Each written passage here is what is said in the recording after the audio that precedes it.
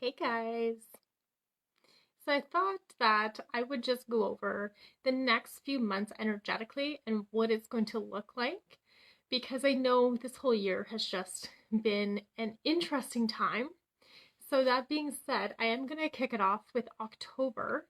So I do really want to talk to my starseed people as well, those who know that they can connect with different pieces of the cosmos and things to that nature as well, because this will really help resonate. But anyone else who feels called to these messages as well, this is something that you can do too. If you want, you can do journal prompts on these things. You can really start to write and feel into what this means for you. Even if it's something that you're already practicing, how can you go deeper? Because believe me, no matter what we do, we can always go a few levels deeper. So, that being said, starting off with October, we're going to go into mostly the heart field, okay? So, kicking right into fall, going directly into the heart field here, okay? Hey, Raina, yes, it has most definitely been an interesting year. So I know I talk a lot about heart work, getting centered, really feeling deep into that. So one of the ways that you can do this is actually just take nice slow breaths and just feel yourself just sinking down into the chest. Now, a lot of people might describe connecting with your heart as like this magical, wonderful, amazing thing. And sure, that can absolutely be what you experience, but also don't forget if you've also done anything around, withdraw, if you've had a lot of pain, if there's, so much of those things going on too, connecting in with the heart may not be the easiest thing. So if you're feeling joy and sadness and maybe other emotions, then that is completely normal too. So don't feel discouraged if you connect in with your heart and a whole bunch of stuff comes up and comes to the surface that you may not have been expecting. It's an important time to really connect in with this piece of yourself and to really start, devoting yourself to your heart a bit more. So,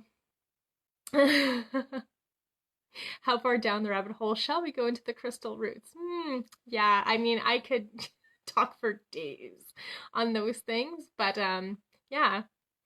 So when you start thinking about the heart, there's a lot of different, pieces of the heart. There's boundaries. Okay, so think of, these different terms. Which one feels the hardest for you, and maybe start there. Or which one feels like it needs some more work, or maybe something you haven't looked into yet. So the heart represents a lot around boundaries. Okay, so how we instill them. Are we actually holding our boundaries? So in order to do that, you also have to be in alignment and also know what your values are, okay? And what you are willing and not willing to accept into your life. And that looks different per person, okay? This is different no matter who you talk to, and what I'm willing to accept and not accept is going to be different from the other. So really getting to know what that means to you. And whenever someone crosses a boundary, it's not that you're going to freak out and lash out at them. It's just saying, hey, for my values and, for my experience, this is something I'm not okay with. How can we find a solution here? Right? So at this point, you're not blaming anyone. You're just saying, hey, this for me isn't okay. And what can we do together to solve this? Right? So maybe it's the other person taking a bit of a step back. Maybe it's them listening more or not like interjecting. There's a million things that this could be. So coming from more of that heart space when you do start setting those boundaries. And then if it's something you're constantly telling someone over and over and over and they keep doing it, then start, stepping away and not putting as much energy into those things and tell them, if this continues, then I'm going to be taking a step back. Okay? So you have to tell them no. You can't just cut them out, not tell them, and then be like, well, it's their fault. You also have a responsibility on the other side to actually communicate what those boundaries are. Most of the time, people have no clue because, as I said before, our perception is different, and what I'm going to accept is totally different from someone else. And maybe other people don't realize, what they're saying, how they're saying it, tones, body language. It's all a piece of the puzzle. So that's boundaries. But then respect. How much respect do you give other people? And how much respect do you receive in return? It might also be good to note that the heart is all around giving and receiving. So do you tend to overgive? or do you tend to undergive and receive more? So there's a lot of things around this that we can really tune into. When we think of the heart as well, it's all around acceptance. What haven't you accepted in life? What is still kind of nagging at you that hasn't been fully healed for you? So moving through those things as well. That is very true. Our boundaries do shift and change as we grow and evolve. Yeah, and get to know ourselves better. Absolutely, Raina. That is something that you will have to revisit. But as a starting point, just knowing right now what those values are, and then, evaluate them in a couple of months and just see where that's shifted and changed. But typically, a lot of our core values, I would say that they stay relatively the same. I know mine have. There's deep core values that I hold that don't change. So yeah, very good to know about boundaries. Blah, sorry.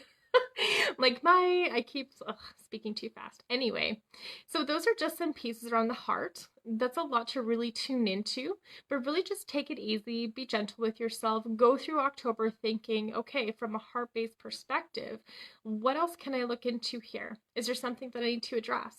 And then just lovingly do that and hold yourself.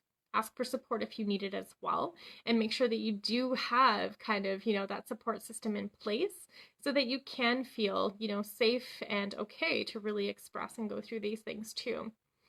So that is October. So going into November, it's really interesting that this piece has kept popping up to me. But in November, it's like there's some sort of timestamp that's happening here, some sort of energetic gateway. I'm not sure exactly what yet. Maybe my astrologer friends, have some insight as to what's going on in November, because I don't. I just kind of see what it is. Yeah. And sorry, I'm like kind of lost my train of thought. I'm like reading the comments.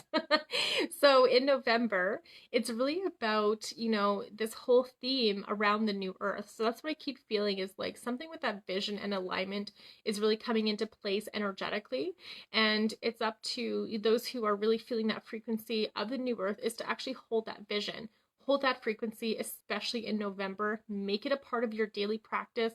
I'm sure it is for most of you anyway, but make sure that it's, you're holding the vision, because the thing that I want to remind you is that it is happening. Okay. So those who want to hold those higher frequencies and want to move on, in the coming years, that's exactly what is going to happen essentially.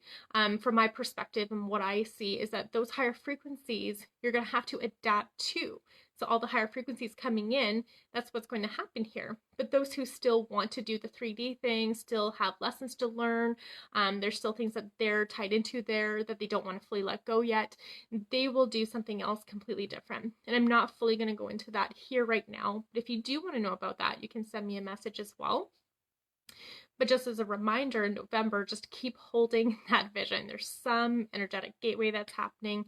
Yeah, and if anyone on here is an astrologer and know anything about this, please let me know in the comments, because I'd be really interested to see kind of what's overlapping in November. So I feel like it's more like around like the 17th or 18th of November that something's happening. Maybe it's like a 3-day span, but regardless, just keep holding and anchoring those energies in, because it is really important. So in December, what we're also going to have to be aware of as well is that a lot of us are very empathic. Other than being in the starseed realm, there's also this empathy, so this deep feeling and that connection that we have to those around us. But what this tells us as well is that, coming here, anchoring energies, holding the vision of the new earth, you also have to have energetic sovereignty. And even though I'm speaking to my starseed people, this is not just a starseed thing either, okay? So if you're listening to this and you're like, I don't know if I am, maybe I'm not, I don't know. It doesn't matter. We all need energetic sovereignty. And what this means is taking responsibility for our energy, knowing that we're in full control of our energy as well. We have that power to be in full control of all of our energy systems. So really just think of that. Let that sit, let that land in your body. And I found, one of the actual sayings that was in a transmission in one of my sessions was to say things like, I am a sovereign being. I'm in control of all of my energy fields in all dimensions, time, and space. I am in control of my being.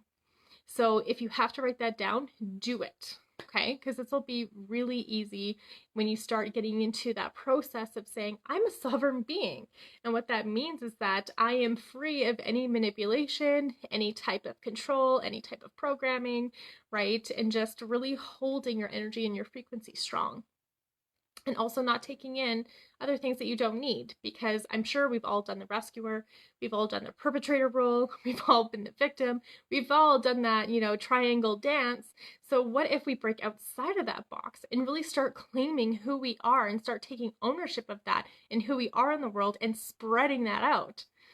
So don't absorb what isn't yours. Easier said than done. I get it. I've done this majority of my life, is absorb, absorb, absorb, be a sponge, right? And then obviously it manifests in your body in different ways. But, there's so many different things that you can do to actually do like a meditation or do some sort of clearing on yourself, where you either call in like golden light, you can call in the violet light as well to help transmute all of those types of things. So you can really just feel into your body and even just do simple breath work. Find what isn't yours and just breathe into it until it releases. May seem super simple, but honestly, it doesn't have to be overly complicated. You don't need 1,000,001 steps in order to help release and shift things in the body. Usually awareness is enough, right?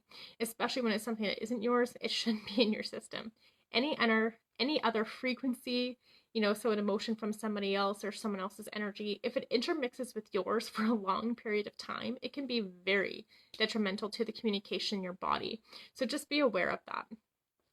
So that's a focus to go into, especially around the end of the year. And then heading into the new year is really focusing on like, how can you kind of loosen your grip on things in life? So what kind of coping mechanisms do you have around control? Some of us may think, oh, I don't feel like I'm in control at all. But when you start to think about certain things that you do, it really shows that you want control in order to feel safe, right? So wanting to know the outcome of something before you do anything at all. Some people won't even take the first step unless they know the next 30 steps. And unfortunately, that's what keeps us, holding ourselves back so often in our life, because we want it all planned out. We want to see the whole picture right now. And that typically doesn't happen. There's going to be many times in our life where we need that leap of faith. And we need to know that, we take the next step and the rest is just going to come. As long as we're following our heart and what feels good to us, what feels aligned to us, and what really lights us up and gets us excited. Usually if we follow those things, everything else will fall into place eventually. But you also have to be consistent and work for it. And there's that whole other side as well. But just, following that heart space, which is why that's important to do this piece now. And then, later on down the road, you really start figuring like this whole feeling around, your dense physical body. So how can I start flowing in life more versus trying to force things to happen?